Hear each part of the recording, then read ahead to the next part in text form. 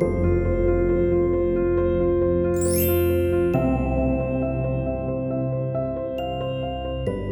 여러분 안녕하세요. 수립문화재단이 마련한 김희수 시민학교의 강의로 여러분 만나 뵙게 됐습니다. 한국외대 교수 임대근입니다. 오늘 제가 여러분하고 함께 나눌 말씀은요, 어떻게 원하는 삶을 살 것인가, 영화로 보는 나눔이라는 제목으로 만나 뵙게 됐습니다. 사실 제가 이 강의를 준비하면서 나눔이란 무엇인가 라는 제목을 가지고 좀 고민을 많이 했습니다. 수립문화재단에서 사실은 저에게 이 강의를 요청하셨을 때 김희수 시민학교라는 이 제목을 말씀을 해주셨어요. 그래서 우리가 잘 알고 계시는 것처럼 김희수 선생님이 수립문화재단을 설립하셨기 때문에 설립자의 뜻을 기리기 위해서 이런 학교를 만들었구나 라는 생각을 당연히 이제 하게 됐는데요. 저도 김희수 선생님이 수립문화재단을 설립을 하셨고 또 이사장도 지내셨고 또 그전에는 중앙대학교 이사장으로 재직을 하셨고 또 그전에는 일본에서 많은 활약을 하시면서 거대한 재산을 축적하셨다, 모으셨다 이런 말씀은 어설프게 그냥 들었었습니다. 그런데 사실은 김희수 선생님이 어떤 분이신지에 대해서 그분의 삶에 대해서 이렇게 쭉 한번 살펴보지는 못했던 것 같아요. 그런 기회는 없었던 것 같습니다. 그런데 마침 우리 재단에서 이 강의를 준비하시면서 저에게 책을 한 권 추천을 해주셨어요. 바로 배워야 산다 라고 하는 책입니다.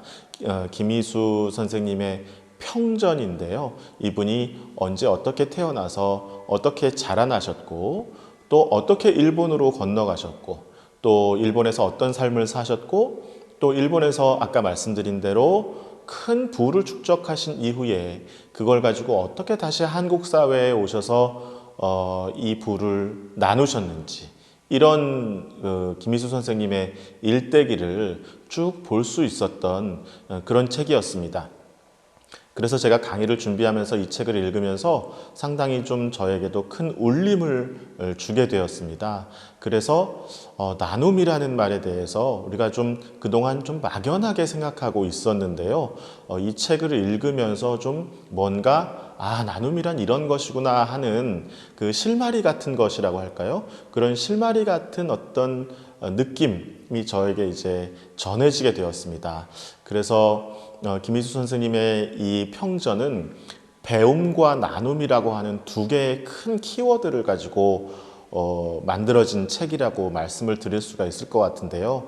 제가 본격적인 강의를 시작하기 전에 여러분한테 꼭 한번 권해드리고 싶은 책입니다.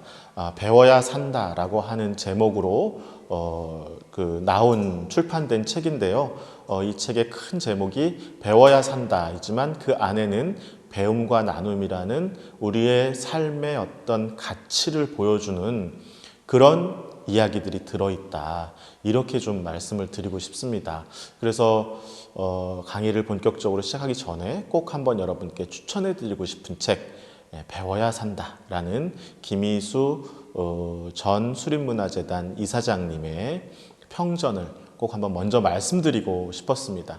자, 그렇게 말씀을 드리고 나서요, 여러분하고 같이 그 나눔이라는 거에 대해서 좀 생각을 해보려고 해요. 나눔이라는 말 많이 생각을 해보셨나요? 사실은 저도 이번 강의를 하기 전까지는 그렇게 깊이 생각해 보지 않았던 것 같아요. 나눈다는 것은 좋은 일이지, 나누면서 살아야지, 이렇게 우리가 그냥 일상생활에서 그런 이야기들을 하잖아요. 그래서 내가 좀 많이 가지고 있으면 좀 덜 가지고 있는 분들하고 함께 나누면서 살아가는 게 사람됨의 삶 아닌가? 뭐 이렇게 생각을 좀 하고들 계실 거예요. 그런데 정말 우리가 나눔이라는 게 무엇인가에 대해서 깊이 생각해 본 적이 있을까? 적어도 저는 없었던 것 같아요. 그래서 사실은 제가 이렇게 강의를 한답시고 여러분 앞에 앉아 있기는 하지만 어떻게 보면 그런 면에서는 좀 더 부끄러운 삶이었다고 생각도 됩니다. 그래서 이번 기회에 저도 나눔이란 무엇인지에 대해서 좀 저 나름대로 깊이 생각을 해보자. 좀 논리적으로 좀 생각해보자. 이런 그 생각을 혼자 하게 됐어요. 그래서 제일 먼저 좀 생각했던 나눔을 어떻게 정의할 것인가 라는 그 방법을 좀 찾고 싶었는데요. 여러 나라의 말들에서 나눔을 뭐라고 생각하는지, 뭐라고 표현하는지를 우선 좀 찾아보고 싶었습니다. 우리나라 말에서는 나누다라는 말이 있죠. 제가 이 말이 어디서 시작됐는지 좀 알고 싶어가지고 순수한 우리나라 말이잖아요. 한자어가 아니고 나누다라는 말이 어디에서 시작됐는지 좀 알고 싶어서 좀 여러 자료들을 뒤져봤는데요. 정확하게 나오지는 않더라고요. 그래서 아마 먼 옛날 누군가로부터 시작돼서 나누다라는 한국말이 만들어지지 않았을까 그렇게 이제 생각을 합니다. 어떤 지역에 가면 노느다라는 말을 쓰기도 한대요. 그래서 나누다라는 말, 노느다라는 말 이런 것들이 함께 무언가를 말 그대로 나누어서 사는 그런 삶의 모습들을 보여준다라고 합니다. 어쨌든 우리나라 말에는 이렇게 굉장히 그 발음도 사실은 예쁘지 않습니까? 나누다. 라는 말을 이렇게 곰곰이 저희가 차분히 발음을 해보면 아 이거 참 예쁜 한국말이구나 라는 생각이 들 정도로 예쁜 발음을 가지고 있습니다. 자, 여러분 잘 아시는 대로 한자어에서는요 나누다라는 말을 굉장히 많은 한자들이 있습니다. 그런데요 대표적으로 알고 계시는 나누다라는 말 분자가 있죠. 나눌 분자가 있죠. 네. 그런데 이 나눌 분자를 보시면 가만히 보시면 위에는 8팔자가 있고 아래는 칼도자가 있습니다. 원래는요 8팔자가 나누다라는 뜻이었어요. 네, 그래서 그 팔자의 모습을 보면 양쪽으로 이렇게 날개가 나뉘어져 있는 모습을 볼 수가 있잖아요. 이렇게 둘로 나뉘어져 있기 때문에 이 글자 자체가 나뉜다라는 뜻을 가지고 있었는데요. 이 글자가 나중에 8이라는 뜻으로 8이라는 뜻으로 뜻이 바뀌게 됩니다. 왜냐하면 아마 옛날에 중국말에서 나눈다라는 말과 8이라는 말이 발음이 비슷했을 거예요. 그래서 나눈다라는 말이 이미 가지고 있는 이 한자를 8이라는 말이 빌려와서 이제 쓰게 된 것이죠. 그래서 사람들이 나중에는 이 글자를 보고는 전부 8이라고만 생각을 하게 됐습니다. 그러니까 원래 나눈다라는 뜻을 가지고 있었던 이 한자가 8이라고만 이제 사람들한테 쓰이기 시작하니까 나눈다라는 새로운 글자가 필요했습니다. 그래서 원래 이렇게 나눈다라는 뜻의 둘로 나뉘어져 있는 이 날개 밑에요. 나누는 건 보통 뭘로 나누죠? 네, 그렇죠. 칼로 많이 나누잖아요. 그래서 칼을 밑에다가 넣어가지고 나눌 분자를 만들게 되었습니다. 자, 그것을 보면 우리 한자에서 보면 나눌 분자는 칼로 무언가를 쪼개는 모습을 보여주고 있다. 이렇게 말씀을 드릴 수가 있겠습니다. 자, 그리고 아까 말씀드렸던 대로 그 나눈다라는 한자는 굉장히 많은 한자들을 또 가지고 있습니다. 그런데 일일이 제가 그것들을 좀 쭉 찾아봤는데요. 오늘 뭐 다 말씀드릴 수는 없겠습니다만 나눈다라는 뜻을 가지고 있는 한자에는 대부분 이렇게 칼도자가 들어가는 것을 확인할 수 있습니다. 자, 영어는 어떤가요? 영어는 나눈다라는 말을 share라고 말합니다. 이 share라는 말은 어디에서부터 왔을까? 제가 또 열심히 어원학 사전을 좀 뒤져봤습니다. 그랬더니 이 share라는 말도 역시 동양의 한자처럼 to cut, 뭔가를 자른다, 나눈다, 쪼갠다 이런 뜻에서 비롯되었다라고 많은 사전들이 이야기를 해주고 있습니다.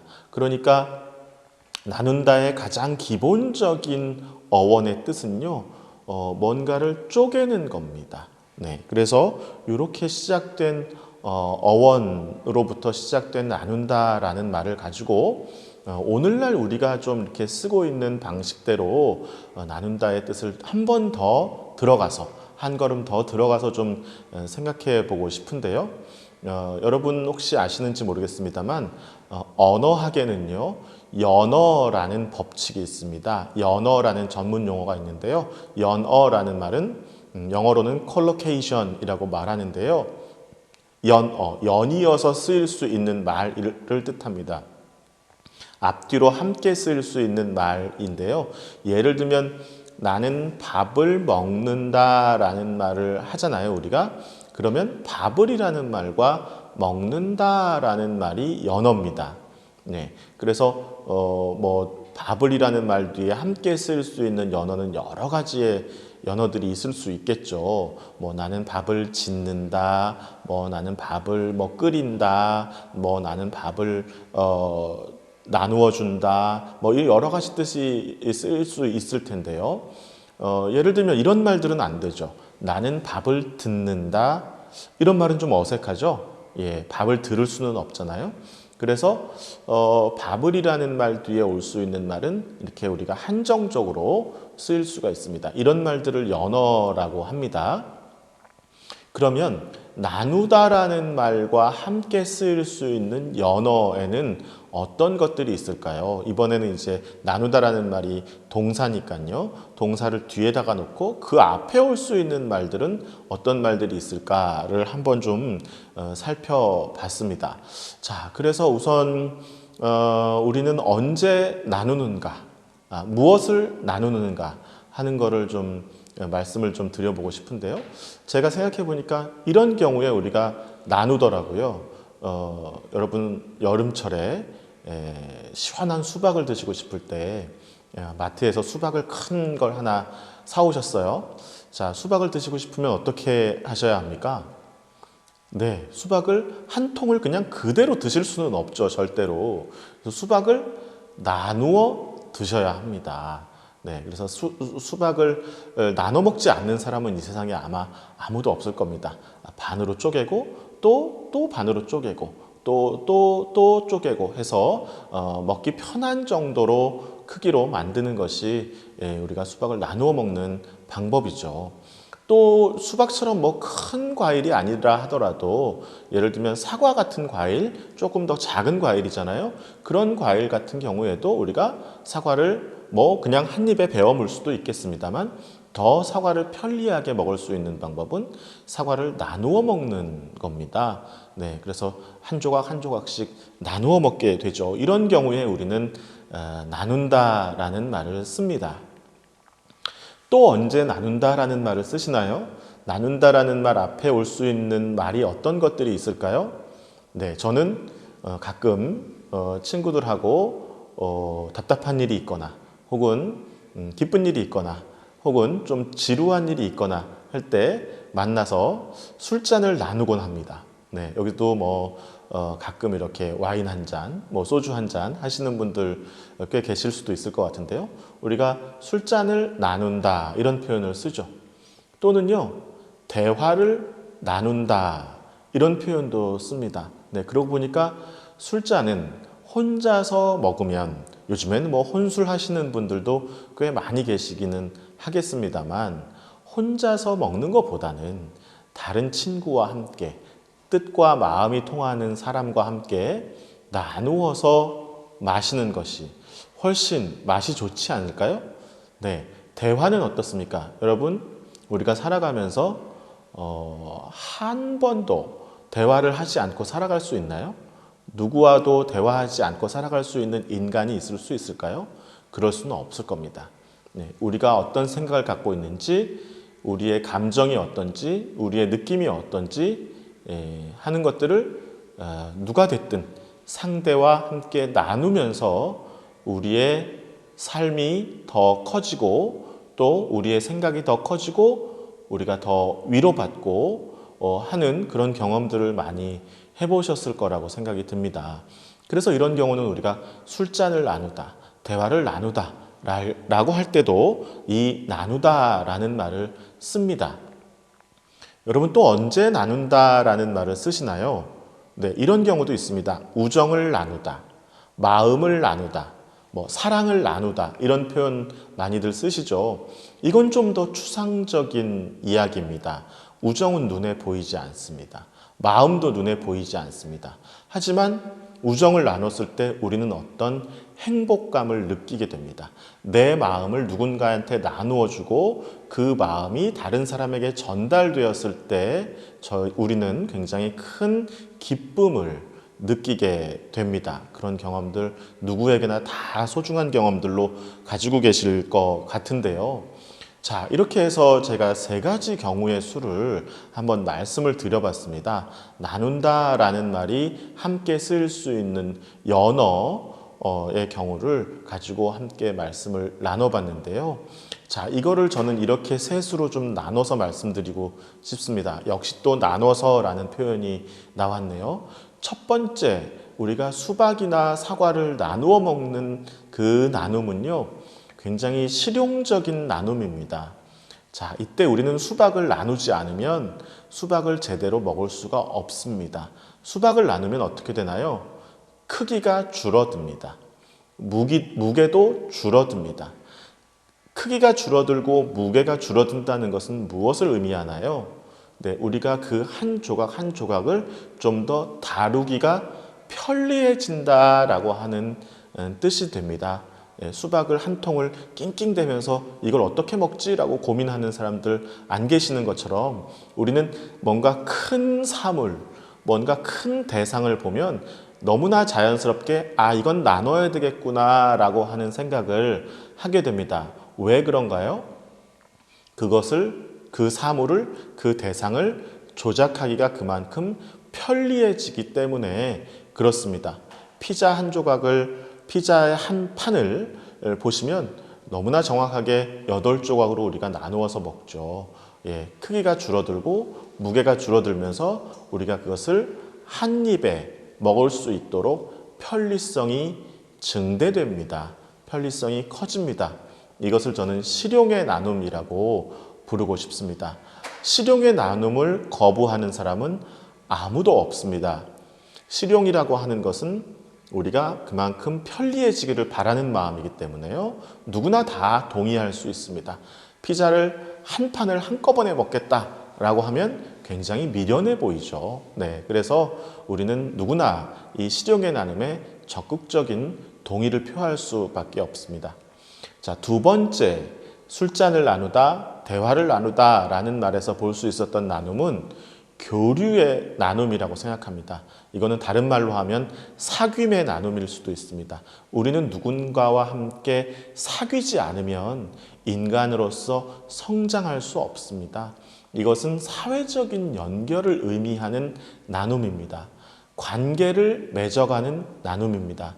이것은 사람이 사람으로서 살아가기 위해서 최소한으로 필요한 조건의 나눔입니다.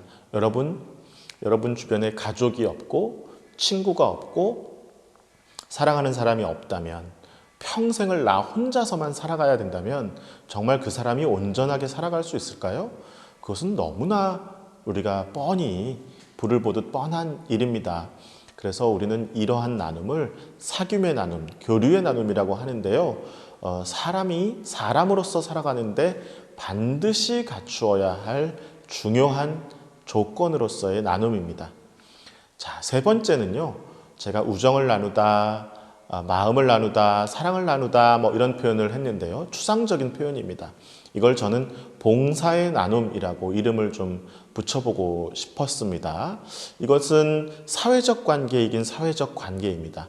그러니까 사귐의 나눔이 좀 더 발전한, 좀 더 커지는 그런 단계라고 말씀을 드리고 싶은데요. 이것은 사회적 연결이 확장되는 것이고요. 사회적 관계가 강화되는 것이고요. 어떻게 보면 인간으로서의 삶이 훨씬 더 커지고 그 수준이 높아지는, 제가 초자아적이라는 표현을 좀 쓰고 싶은데요. 초자아적인 인간 삶의 지향이다. 이렇게 좀 말씀을 드리고 싶습니다. 사회적인 나눔, 그러니까 사귐의 나눔, 교류의 나눔은요. 아는 사람들과 하는 겁니다. 아는 사람들과의 나눔입니다. 전혀 모르는 사람과 갑자기 뜬금없이 나눔을 하진 않습니다. 처음 만난 사람하고 술 마시지 않잖아요. 처음 만난 사람하고 대화를 막 이렇게 나누는 거 좀 어색하잖아요.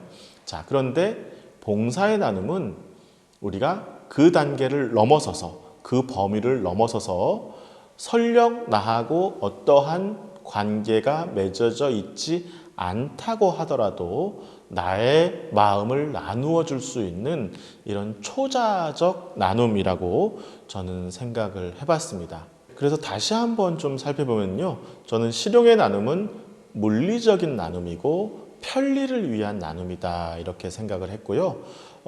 교류의 나눔, 사귐의 나눔은 사회적 나눔이긴 하지만 조금 작은 범위의 사회적 나눔이라고 생각을 했고요. 필요해서 우리가 나누는 것이다 라고 하는 겁니다. 대화를 하면 상대방만 즐거워지는 것은 아니죠. 나도 즐거워지니까 대화를 하는 것이죠. 네, 봉사의 나눔은 좀 더 넓은 사회적 나눔이고 어떤 가치의 나눔이 아닐까 그렇게 좀 생각을 해봤습니다. 자, 여러분, 제가 갑자기 또 이런 그 그림을 한번 좀 보여드리고 싶은데요. 우리는 모두 사람이라고 말을 합니다. 인간으로 태어나죠. 그렇지만 우리는 언제 인간이 됩니까? 왜 갑자기 이런 질문을 하나 굉장히 궁금하실 수도 있는데요. 여러분, 어린아이가 태어났어요. 갓난아이가 태어났는데 갓난아이가 태어나자마자 얘는 완벽한 인간이다 이렇게 말씀하실 수 있나요? 그런 건 아니죠. 갓난아이는 인간이긴 하지만 아직 완벽한 인간으로 다 자라난 것은 아니잖아요. 그러면요, 이 갓난아이가 걸어 다닐 수 있으면 완벽한 인간이 됐나요? 2살, 3살이 돼서 걷기 시작해요. 그러면 이제 너는 완벽한 인간이다 이렇게 말할 수 있나요? 그렇지 않죠. 그러면 뭐 또 얼마 시간이 지나서 이 갓난아이가 말을 하기 시작합니다. 그러면 엄마, 아빠 그리고 자기 의사를 표현하기 시작합니다. 그러면 이 아이가 말을 잘 하기 시작하면 완벽한 인간이 되었다고 말할 수 있나요? 네, 이렇게 우리가 생각해 보면요. 사람이 태어나서 언제 인간으로서 완성되는가 라고 하는 질문에 쉽게 대답을 할 수 없을 겁니다. 20살이 되면 완벽한 인간이 되는 걸까요? 20살이라는 기준은 누가 정한 걸까요? 30살이 되면 완벽한 인간이 되는 걸까요? 아니면 100살이 되면 완벽한 인간이라고 말할 수 있는 걸까요? 100년을 살았으니까요. 자, 우리는 언제 인간으로 완성됩니까? 사실은 어떻게 보면 인간이라고 하는 완성형은 존재하지 않을지도 모릅니다. 어쩌면 오늘도 우리는 인간과 인간이 아닌 그 삶의 경계를 끊임없이 넘나들면서 살아가고 있는 건지도 모르겠습니다. 그래서 인간으로서 살아간다는 것은 언제나 현재 진행형이고 내가 신체적으로 다 성숙했다고 해서 내가 언어를 충분히 잘 구사할 수 있다고 해서 또 내가 어떤 사회적 관계를 맺을 수 있다고 해서 나는 드디어 인간이 되었다 이렇게 자랑스럽게 말할 수 없을 수도 있다라는 생각이 듭니다. 우리는 끊임없이 인간이기를, 인간으로 완성되어 가기를 걸어가는 어떤 그 길 위에 있는 것 아닌가 싶습니다. 실용적인 나눔, 사귐의 나눔이 있어야만 우리는 인간으로서의 최소한 조건을 가질 수 있습니다. 그러나 우리가 가치로서의 나눔, 초자아적 사회적 연결로서의 나눔을 생각하지 못한다면 우리의 인간으로서의 모습은 어떻게 보면 조금은 어딘가 비어있는 그런 삶일 수도 있지 않을까 하는 생각을 해봤습니다. 우리는 사람으로 태어났지만 사람으로 태어났다고 해서 곧 그 사람이 완벽한 사람, 완벽한 인간으로서 늘 언제나 살아가고 있는 것은 아닙니다. 우리 주변에 보면 그래서 우리가 굉장히 심한 욕을 할 때 저 인간 같지도 않은 XX 이런 표현들을 가끔 하곤 하지 않습니까? 그때 우리는 어떤 기준을 가지고 인간과 인간 같지 않은 사람을 구분해서 이야기하는 걸까요? 네, 이런 측면에서 봤을 때 저는 나눔이 인간의 삶을 만들어내는 굉장히 중요한 조건 중에 하나가 아닐까 그렇게 생각을 좀 해봅니다. 자, 그래서 조금 정리를 좀 해보고 싶은데요. 그런 의미에서 저는 나눔이라는 것이 우리가 단지 실용적인 의미에서의 나눔만을 이야기하지 않는다면 내가 편리하고자 나누는 그 나눔만을 이야기하지 않는다면 우리는 사회적인 삶으로서의 나눔을 좀 생각해 볼 필요가 있다. 이렇게 말씀을 좀 드리고 싶습니다. 그래서 저는 나눔이란 연결이다. 이렇게 말씀드리고 싶어요. 나눔은 누군가와, 나눔은 무엇인가와 연결되는 행위입니다. 그래서 실용적인 나눔에서는 나누어 놓고 나면 그 나누어 놓은 대상들이 뿔뿔이 이렇게 흩어지는, 쪼개지는 그런 모습들을 보게 되는데요. 우리의 삶에서의 나눔은 사실은 우리가 무언가를 나눈다는 것은 곧 그것을 누군가와 연결한다는 것입니다. 또 무엇인가와 연결한다라고 하는 의미를 가지고 있습니다. 그런 의미에서 이 말씀을 다른 말씀으로 들여보면 나눔이란 관계를 다시 만드는 일이다. 관계의 재구성이다. 이렇게 말씀드려볼 수 있을 것 같습니다. 우리가 그냥 쉽게 알 수 있는 사귐으로서의 나눔, 교류로서의 나눔을 생각해보면 어떠세요, 여러분? 그 친구분들이랑 싸운 적 많이 있으시죠? 예, 마음이 맞지 않아가지고 불편한 관계에 놓여 있었던 경우들이 꽤 있으실 겁니다. 그런데 상대가 어느 날 갑자기 굉장히 불편해 있는 제 마음을 알아챘는지 전화를 해서, 요새는 톡을 많이 보내시기도 할 텐데 전화를 해서 야, 소주 한잔 하자 이렇게 제안을 하고 어느 날 저녁에 그 친구를 만나서 소주를 한 잔 마십니다. 같이. 나눔의 과정입니다. 그 과정을 통해서 우리는 상처받았던 마음을 위로받고 상처받았던 마음을 치유받을 수 있는 그런 경험들을 하게 됩니다. 그렇기 때문에 저는 나눔이란 관계의 재구성이다. 이렇게 말씀드리고 싶습니다. 조금 더 넓혀서 생각해 보면요. 그런 의미에서 나눔이란 우리들의 삶, 인간들이 살아가는 삶, 인간 삶의 생태계를 만들어가는 일이다. 요즘에 환경 문제 때문에 생태계라는 말이 굉장히 많이 쓰이고 있고 많은 사람들이 이 생태계라는 단어에 주목하고 있는데요. 생태계는 자연과 더불어서 환경과 더불어서 사람이 어떻게 하면 그 자연스러운 환경들의 흐름들을 존중하고 그 흐름들을 존중하는 과정 속에서 우리들의 삶이 더 아름다워질 수 있는가를 고민하는 일일 텐데요. 저는 이러한 생태계가 사람들의 관계 속의 삶에도 엮여져 있다고 생각이 됩니다.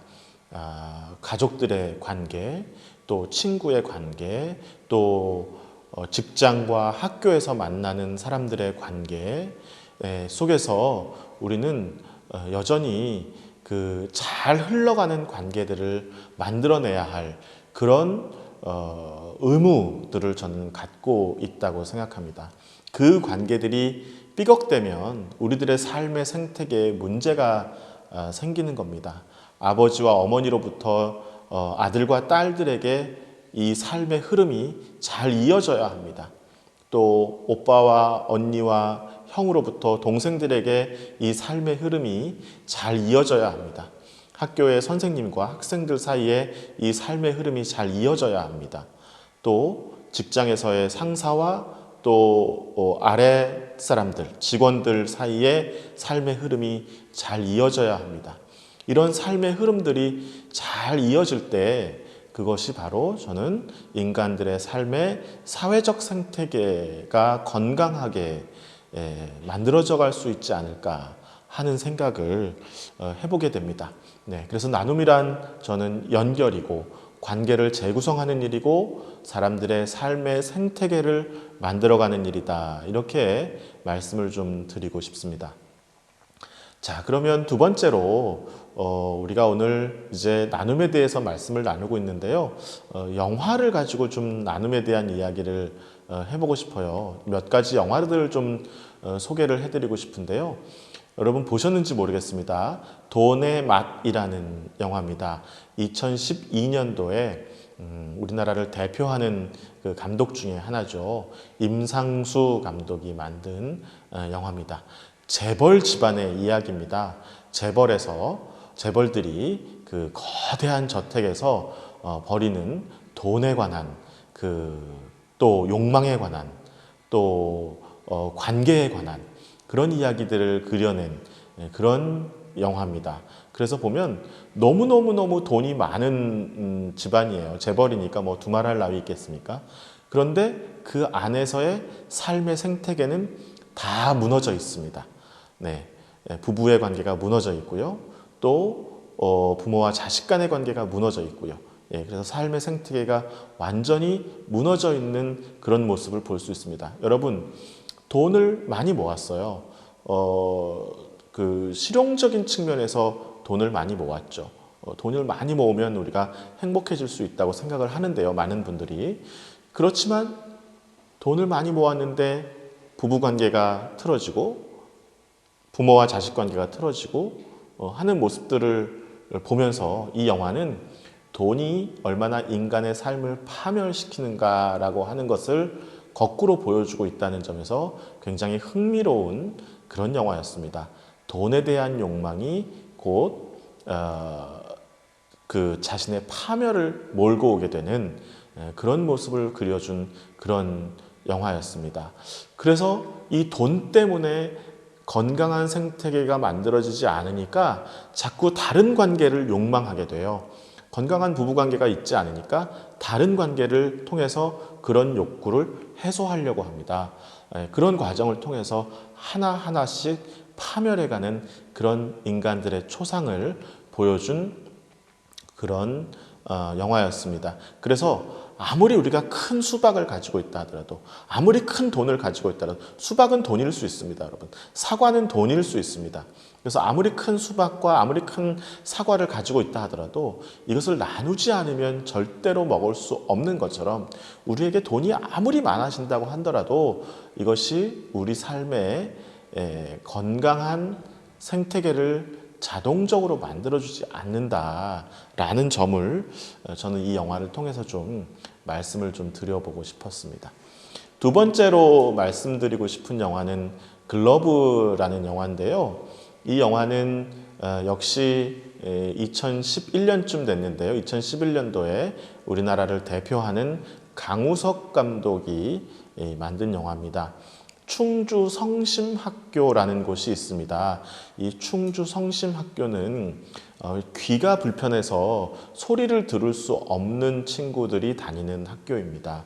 그런데 이 충주 성심학교에 우리나라를 대표하는 프로야구의 대표 슈퍼스타라고 할 수 있는 투수가 찾아옵니다. 그래서 이 투수가 찾아와서 이 충주 성심학교에 야구부가 있었는데요. 그 야구부의 어린 친구들을 같이 훈련하고 또 코치한다는 그런 이야기를 그려주고 있습니다. 그런데 이 슈퍼스타 투수는 왜 갑자기 이 충주 성심학교에 찾아왔을까요? 네, 이 슈퍼스타는 뭔가 사고를 쳤습니다. 그래서 자기가 프로야구 구단에서 제명되지 않기 위해서 뭔가 사회 봉사를 하기 위해서 찾아온 겁니다. 글러브라는 영화는 그럼에도 불구하고 이 과정에서 벌어지는 새로운 사회적 관계들을 우리에게 보여주었고요. 또 자신이 가지고 있는 재능을 나눔으로써 투수라고 하는 이 재능을 나눔으로써 야구라고 하는 이 스포츠에서 성장해 가고 싶은 어린 친구들, 그러나 장애를 가지고 있는 친구들이 어떻게 성장해 갈 수 있었나라고 하는 것들을 보여주는 감동이 있는 그런 영화였습니다. 저는 이것이 사회적 나눔이라고 생각하고요. 또 우리의 교류로서의 나눔, 또 사귐으로서의 나눔을 보여주는 그런 영화가 아닌가 싶습니다. 어쩔 수 없이 자기의 상황을 만회하기 위해서 찾아온 이 감독, 유명한 투수가 자기를 위해서 사실은 시작한 일입니다. 이 어린이들을 위해서 시작한 일이 아니라요. 그런데 자기를 위해서 시작한 일이 결국은 이 아이들에게도 큰 도움을 주었고 나중에는 결국 자신도 뭔가 깨달은 바가 있게 되는 그런 이야기를 그리고 있습니다. 뭐 이런 류의 영화들 여러분 많이 보셨을 텐데요. 혹시 시간 나시면 글러브라고 하는 영화도 한번 보시면서 그 감상을 해보시면 어떨까 하고 이렇게 좀 제안을 드려보고 싶습니다. 자, 세 번째는 이 영화도 많이 보셨을 텐데요. 울지마 톤즈라고 하는 영화입니다. 이 영화는 극영화가 아니라 다큐멘터리입니다. 원래는 KBS에서 만들어졌던 TV용 다큐멘터리였는데요. 이 다큐멘터리가 너무나 시청자들이 열렬한 뜨거운 반응을 보이다 보니까 이거를 이제 극장용 다큐멘터리로 다시 만들어서 영화로 만들어서 이제 개봉했던 그런 영화입니다. 2010년도에 나왔던 다큐멘터리인데요.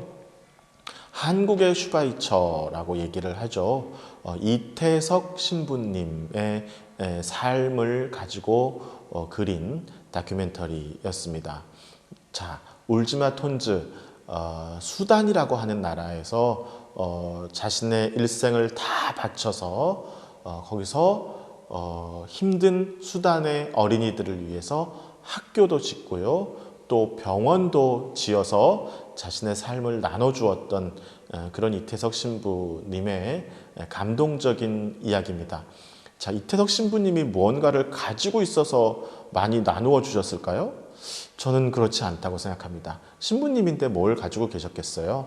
네, 가지고 있는 거라고는 어떻게 보면은 자신이 공부했던 신학에 대한 믿음 하나 가지고 있었겠죠. 또 누군가일지 모르는 수단의 아프리카 수단이라고 하는 나라의 그 먼 나라의 어디선가에서 살아가고 있는 그 아이들을 향한 그런 마음, 사랑 그런 것들만 가지고 있었겠죠. 이태석 신부님이 뭐 엄청나게 무슨 돈을 가지고 있지는 않았을 거 아닙니까? 그런데 이분이 자신의 그 믿음과 사랑을 가지고 수단에서 많은 어린이들을 가르치고 또 치료하는 삶을 사셨습니다. 그런데 안타깝게도 정작 그렇게 사시면서 자신의 몸은 충분히 돌보시지를 못해가지고 안타깝게 우리나라에 이제 들어와서 잠깐 그 건강 검진을 받으셨는데 대장암 말기 판정을 받으시죠. 그 대장암 말기 판정을 받으시고 47의 나이에 너무나 젊은 나이에 먼저 우리와 작별하게 되는 그런 이야기를 이 영화가 보여주고 있습니다. 이 영화를 통해서 사실은 우리는 나눔이라고 하는 것이 내가 알고 있는 사람들과의 사귐으로서의 나눔만을 의미하지는 않는다라는 깨달음을 또 한 번 얻게 되었습니다. 그래서 누구보다도 굉장히 큰 울림을 전해주었던 그런 영화였다고 생각이 듭니다. 울지마 톤즈라고 하는 이 영화 다큐멘터리도 여러분한테 한번 꼭 추천해드리고 싶은 그런 영화입니다. 네, 여러분, 그래서 지금 이제 우리가 나눔에 대한 이야기를 하고 있는데요. 나눈다는 게 사실은요, 굉장히 고차방정식입니다. 제가 그래서 이 강의를 준비하면서 나눔의 고차방정식을 한번 만들어 봤어요. 자, 왼쪽과 오른쪽 항이 있는데요. 왼쪽에는 다, 소, 무 이렇게 써 있죠. 자, 많이 가지고 있는 사람이 있고요. 좀 적게 가지고 있는 사람이 있고요. 아무것도 가지고 있지 않은 사람이 있을 수 있습니다. 자, 오른쪽에도 역시 마찬가지죠. 많이 가지고 있는 사람이 있고 적게 가지고 있는 사람이 있고 아무것도 가지고 있는 것이 없는 그런 사람도 있을 수 있습니다. 이 관계들을 한번 살펴볼까요? 이 관계들은 각각의 그 조합의 관계들이 이제 만들어지니까요. 모두 9가지의 경우의 수가 나올 수 있습니다. 그러니까 많이 가지고 있는 사람이 많이 가지고 있는 사람한테 나눌 수도 있고요. 많이 가지고 있는 사람이 적게 가진 사람, 많이 가지고 있는 사람이 아무것도 없는 사람에게 이렇게 나누어 줄 수 있잖아요. 한번 이제 생각을 해보는 겁니다. 우리가 나눔이라고 하는 것에 대해서. 그런데요. 어떤 일이 벌어질까요? 많이 있는 사람이 많은 사람에게 나누어진다 그러면 많은 사람이 많은 사람에게 나누어졌으니까 여전히 둘 다 많이 남아있을 수도 있고요. 많은 사람이 많은 사람에게 많이 나누어주면 원래 많이 있었던 사람이 적어질 수 있고요. 또는 많이 있는 사람이 많은 사람에게 다 나누어주면 많이 가지고 있었던 사람이 아무것도 없어질 수 있습니다.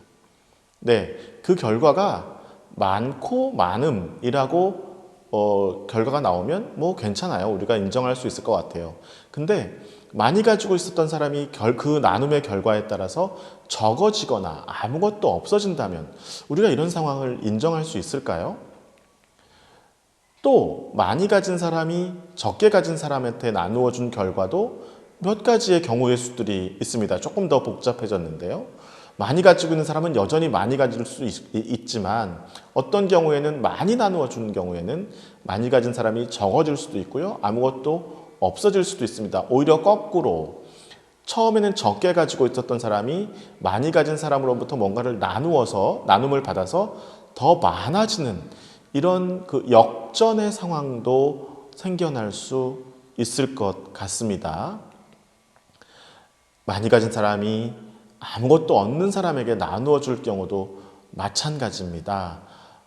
이런 경우에는 많이 가진 사람과 적게 가진 사람, 아무것도 안 가진 사람이 결국은 결과적으로 둘 다 적게 가지고 살아갈 수밖에 없는 이런 상황도 벌어질 수 있습니다. 그래서 이런 경우들을 우리가 참고 견딜 수 있을까?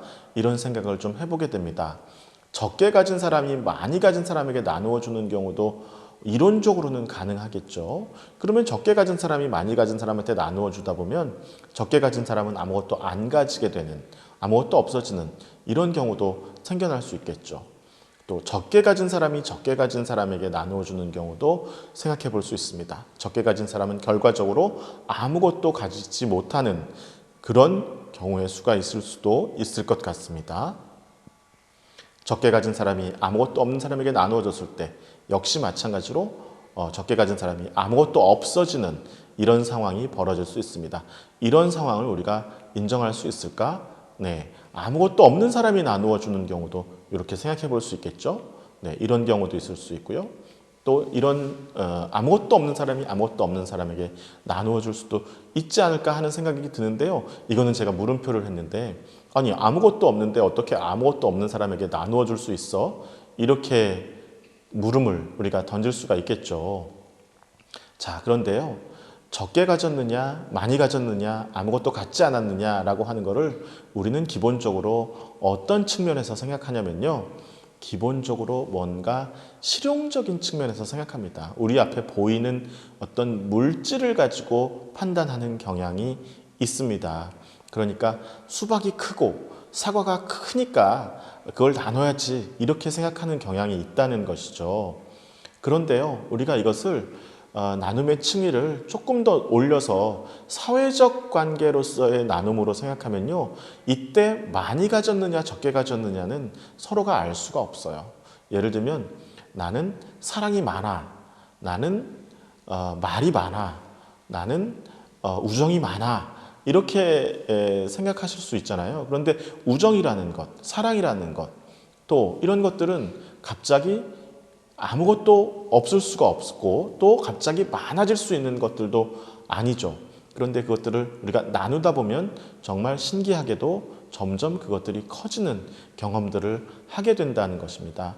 조금 전에 보셨던 울지마 톤즈라고 하는 영화의 주인공 이태석 신부님은 말씀드렸다시피 아무것도 가지고 있지 않았던 신부님입니다. 그분에게 있었던 것은 추상적인 믿음과 추상적인 사랑밖에 없었습니다. 그런데 그분이 아무것도 가지고 있지 않았던 수단의 어린이들을 위해서 학교를 지어주고 병원을 지어주고 자신의 몸을 다 바치는 그런 삶의 모습들을 우리가 볼 수 있었습니다. 그래서 나눔이라고 하는 것은 내가 무언가를 많이 가지고 있으니까 나누는 것은 굉장히 1차원적인 나눔이라고 저는 생각합니다. 내가 조금 가지고 있더라도 나눌 수 있는 마음, 나에게는 아무것도 없지만 그럼에도 나눌 수 있는 마음이 말 그대로 나눔의 고차방정식이 아닐까 하는 생각을 좀 해보게 됐습니다. 그래서 저는 이렇게 좀 또 정리를 해서 말씀을 드려보고 싶어요. 실용의 나눔은 결과의 이익을 생각합니다. 그 결과에 따라서 나한테 이익이 되느냐, 이익이 되지 않느냐를 먼저 판단합니다. 네. 그리고 이 실용의 나눔이라고 하는 것은 나의 조건을 먼저 생각하는 나눔입니다. 그러니까 이렇게 말할 수 있겠죠. 내가 많이 가지고 있으니 나누겠다. 이것도 사실은 굉장히 귀한 뜻입니다. 네. 인과관계죠. 인과관계를 보여주는 그 표현이죠. 내가 많이 가지고 있기 때문에, 그렇기 때문에 나누겠다. 근데 이 말은 가만히 생각해 보면 내가 많이 가지고 있지 않으면 나누지 않을 수도 있다라는 말이 돼서 좀 제한적입니다. 그런데 어떤 사람들은 이렇게 생각할 수 있어요. 나는 적게 가지고 있지만 그래도 나누겠다. 이렇게 말할 수도 있겠죠. 이것은 역접 관계입니다. 그럼에도 불구하고, 그렇지만이라고 하는, 그러나라고 하는 접속사로 이어지는 역접 관계입니다. 그런데요, 또 어떤 사람들은 이렇게 말할 수도 있습니다. 나는 가지고 있지 않아도 나누겠다 라고 하는, 이건 이제 양보의 관계죠. 나는 가지고 있지 않더라도 나누어 주겠다, 이렇게 생각을 하는 것이죠. 그런데요, 이 세 가지 경우는 모두가 다 나를 생각하는 나눔입니다. 나를 기준으로 두고 내가 많이 가지고 있느냐, 내가 적게 가지고 있느냐, 내가 가지고 있지 않느냐를 판단해보는 그런 나눔입니다. 그래서 저는 어떻게 보면 이런 나눔은 나를 만족시키는 나눔이다, 이렇게 말씀을 좀 드리고 싶어요. 그러니까 사실은 우리가 이런 마음을 갖는 것도 굉장히 귀한 마음입니다만, 나의 조건을 먼저 생각하는 나눔이라고 말씀을 드릴 수 있을 텐데요. 너의 조건을 먼저 생각하는 나눔도 있지 않을까, 그래서 생각을 해봤어요. 네가 많이 가지고 있어도 나누어 줄게. 상대방이 가지고 있더라도 더 나누어 줄게. 이건 이제 너의 조건을 먼저 생각하는 것이죠. 너는 조금 가지고 있지만 나누어 줄게. 아니면 너는 가지고 있지 않으니까 나누어 줄게. 이렇게 생각을 해보는 것이죠. 그러니까 나눔이라는 것은 어떻게 보면 내가 편해지고자, 내가 더 잘 살기 위해서, 내가 만족하기 위해서 나눈다라고 하는 것보다는 너를 생각하는 나눔이 좀 더 저는 고차원적인 나눔이 아닐까, 그런 생각을 좀 해봤어요. 그래서 나눔이라는 것은 제가 좀 말장난을 해보겠습니다. 제가 이렇게 강의를 준비하면서 생각해 보니 나눔이라는 것은 나와 남을 생각하는 마음이구나. 자, 굉장히 중요한 나눔의 시작입니다. 그래서 나눔은 나남이다, 이렇게 말씀을 좀 드리고 싶어요. 나와 남을 함께 생각하는 마음. 그런데요, 여기서 조금 더 발전해 보면 나눔은 너눔일 수도 있다. 나눔은 너를 생각하는 마음일 수도 있다. 이렇게 생각을 좀 해보고 싶습니다. 그래서 나눔이라는 말을 우리가 조금 이렇게 장난 같지만요, 제가 말을 만들어냈습니다. 나눔은 나남이고 나눔은 너눔이다. 이런 말씀을 좀 드려보고 싶었습니다. 자, 다시 한번 좀 정리를 해보겠습니다. 나눔이란 무엇일까? 나눔은 공유입니다. 공유. 함께 가지고 있는 것입니다. 함께 갖게 되는 것입니다. 제가 이제 중국어를 공부했는데요. 중국어에서의 이 나눔이라는 말은 정말 참 아름다운 말인 것 같아요. 중국어에서는 아까 제가 모두에서 말씀드렸던 것처럼 나눌 분자를 씁니다면 그 뒤에 늘 항상 요즘에는 그 함께 즐긴다라고 하는 즐길 향자를 같이 씁니다. 그래서 중국어에서는 분향, 나누어서 즐긴다, 또는 공향, 함께 즐긴다, 이런 표현들을 쓰거든요. 分享, 共享 이렇게 말하는데요. 이런 표현들이 저는 굉장히 마음에 와닿더라고요. 그래서 나눔은 함께 즐기는 것이다 라는 말씀을 좀 드리고 싶고요. 나눔은 인간의 생존을 위해서 꼭 필요한 겁니다. 나누지 않으면 살아갈 수 없습니다. 여러분, 나누지 않으면 우리가 먹을 수도 없고요. 나누지 않으면 우리가 다른 사람과 이야기를 할 수도 없고, 마음을 전달할 수도 없고, 우리의 아픔을 치료할 수도 없습니다. 그래서 인간이 살아가는 데 있어서 반드시 필요한 생존을 위한 단계가 있다, 이렇게 말씀드리고 싶고요. 또 나아가서는 공존, 함께 살아가기 위해서 꼭 필요한 일이다 라는 말씀을 드리고 싶고요. 또 인간이 항존, 영원히 존재하기 위해서, 언제나 존재하기 위해서도 나눔은 반드시 필요한 일이다, 이렇게 좀 말씀을 드리고 싶습니다. 그런 의미에서 말씀을 드리면 나눔은 가치 개념이다. 나눔은 소중한 가치를 담고 있는 개념이다. 이렇게 말씀드리고 싶습니다. 단순히 실용적으로 편리하기 때문에만 우리가 나누는 것은 아니라고 생각이 듭니다. 그런 의미에서 나눔은 공유고, 나눔은 인간의 생존, 공존, 항존을 가능하게 하고, 나눔은 가치 개념이다라는 말씀을 좀 드리고 싶어요. 네, 여러분, 나눔이란 무엇일까요? 동교 김희수 선생님의 나눔을 제가 평전을 읽으면서, 이분의 평전을 읽으면서 한번 좀 생각해 봤습니다. 동교 김희수 선생님은 자신이 모은 굉장히 많은 재산을 자신의 뜻과 꿈과 희망과 미래를 담아서 나누고 싶어 하셨습니다. 일본에서 살아가는 제1교포들이 더 당당한 한국인으로 살아갈 수 있도록 하기 위해서, 또 한국에서 정말로 돈이 없어서 공부를 제대로 못하는 학생들에게 정말 장학금을 주면서 그 학생들이 우리나라의 미래를 짊어지고 나갈 수 있는 그런 동량으로 자라나기를 바라는 마음을 가지고, 사실은 자신과 아무런 혈연 관계도 없고 자신과 어떤 그런 사회적 관계로, 이해관계로 얽혀 있지 않은 그 어딘가에 있는 그 학생들을 위해서 인재를 키워내야 되겠다. 그것이 그들의 삶뿐만 아니라 우리 사회를 건강하게 하고 우리나라를 더 건강하게 하고 더 밝은 미래를 만들어줄 것이다 라고 하는 뜻을 가지고 자신의 전 재산을 나누는 일을 하셨습니다. 저는 이것이 굉장히 중요한 고차원적인 나눔이라고 생각합니다. 초자아적인 나눔이라고 생각합니다. 봉사의 나눔이었다고 생각합니다. 그러나 많은 사람들은 동교 김희수 선생의 삶을 통해서 어떻게 보면 그분이 가지고 있는 재산, 돈만 관심을 가졌던 것 아닌가 하는 그런 생각을 또 해보게 됩니다. 그래서 동교 김희수 선생은 굉장히 고차원적인 나눔을 실천하시려고 노력했지만 사람들은 굉장히 1차원적인 나눔을 생각했던 것이 아닌가 하는 그런 안타까운 마음이 좀 들었습니다. 자, 여러분, 오늘 강의를 제가 마무리하면서 마지막으로 한 가지 영화를 좀 더 소개해드리고 싶습니다. 많이들 보셨을 텐데요. 가족의 탄생이라는 영화입니다. 저도 굉장히 재미있게 봤던 영화고요.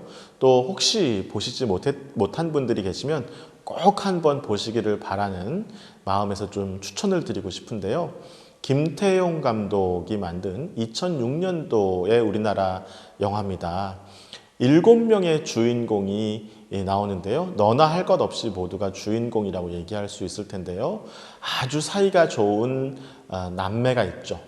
남매가 있는데 이 남매의 남동생 엄태웅 씨가 이제 열연을 했습니다만, 남동생이 어느 날 갑자기 자기보다 20살이나 더 많은 여자친구를 데리고 누나의 집에 찾아옵니다. 그 20살이나 많은 여자친구가 고두심 씨가 이제 연기를 했죠. 그리고 또 티격태격하면서 살아가는 또 연인들이 또 있고요. 또 엄마와 딸의 이야기도 있고요. 그래서 이렇게 각각의 그 혈연 관계들이 있습니다만 이들이 함께 모여 살기 시작하면서 어느 순간에 이 7명이 갑자기 하나의 가족으로 태어나는 이런 모습을 보여준 그런 굉장히 재미있는 영화였습니다. 여러분, 그래서 이 영화의 제목이 가족의 탄생이라는 영화인데요. 여러분, 가족이라는 게 무엇입니까? 우리가 나누어 준다라고 생각했을 때 보세요. 내가 돈을 많이 벌었어요. 그러면 이 돈을 우리가 세상을 떠날 때 가지고 갈 수 없잖아요. 그러면 이걸 누군가한테 나누어 주고 가야 된다고 생각할 텐데요. 우리는, 많은 사람들이 그러면 내 아들한테, 내 딸한테, 우리 자식한테 나누어 주고 가야지 이렇게 생각합니다. 여러분, 그러나 우리가 경험적으로 많이 알고 있죠.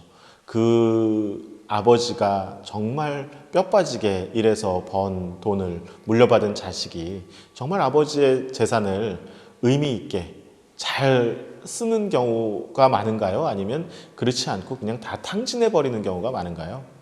네, 사람마다 다르겠습니다만, 꼭 이것도 일률적으로 말씀드릴 수는 없겠습니다만, 그렇지 못한 경우도 많이 있습니다.